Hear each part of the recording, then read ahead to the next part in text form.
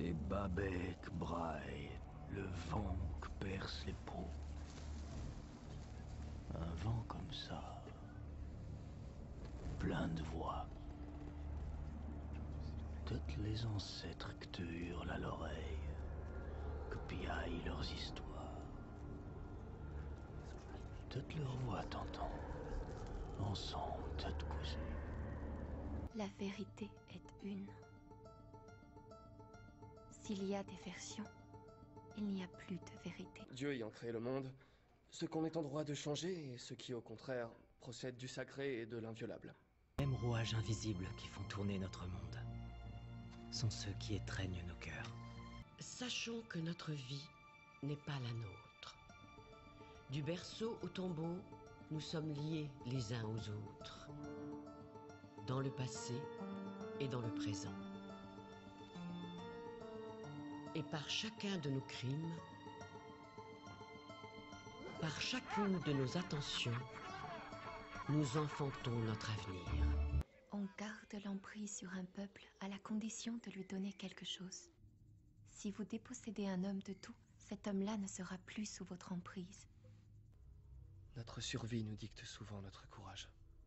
La liberté, cette rengaine pompeuse de notre civilisation. Il n'y a que ceux qui en sont privés qui ont la moindre notion de ce que ce mot signifie. Ce qu'il faut faire, c'est ce que vous ne pouvez pas ne pas faire. La croyance est comme la peur ou l'amour. Ce sont des forces qui doivent se comprendre de la même manière que nous comprenons la théorie de la relativité ou le principe d'incertitude. Phénomènes qui gouvernent le cours de nos vies. Ces forces qui souvent redessinent l'espace et le temps, qui façonnent et altèrent tout ce que nous croyons être, commencent bien avant notre naissance et perdurent longtemps après notre mort. On ne reviendrait plus en arrière. Parce que je pense que tu as le pouvoir de changer ce monde. Naï, les morts y restent jamais morts. Je comprends désormais que les frontières entre le son et le bruit sont des conventions. Toute frontière est une convention qui attend d'être transcendée.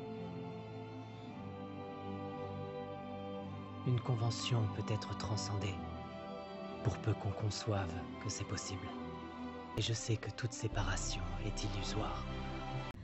Nous devons tous nous battre et mourir si nécessaire pour dire au peuple toute la vérité.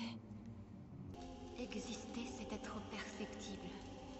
Le principe « connais-toi toi-même » ne peut s'appliquer qu'au travers du regard des autres.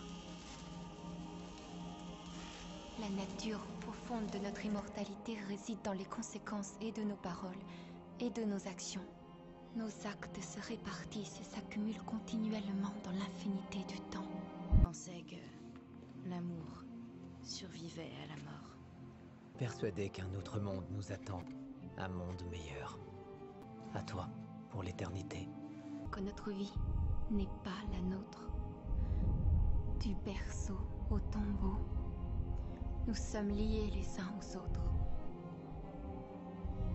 Dans le passé et le présent.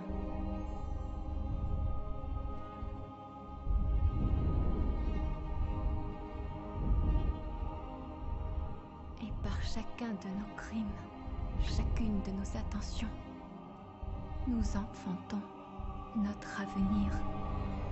Dans votre révélation, vous dites que la vie d'un individu a des conséquences qui se perpétuent à travers toute l'éternité. Cela implique-t-il pour vous une vie après la mort? La mort, archiviste, je la vois comme une porte. Lorsqu'elle se ferme, une autre s'ouvre aussitôt. En refusant, je serais demeurée invisible. Et donc la vérité le serait aussi. Je ne pouvais pas le permettre. S'il ne se trouve personne pour croire à cette vérité. Une personne y croit déjà. Je n'ai pas été aussi heureux depuis des années.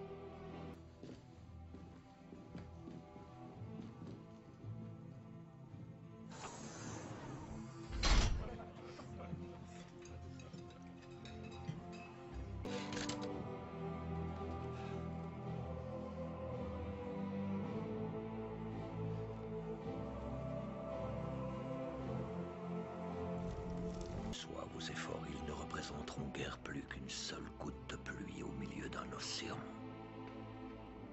Mais qu'est-ce qu'un océan? Sinon une multitude de gouttes de pluie.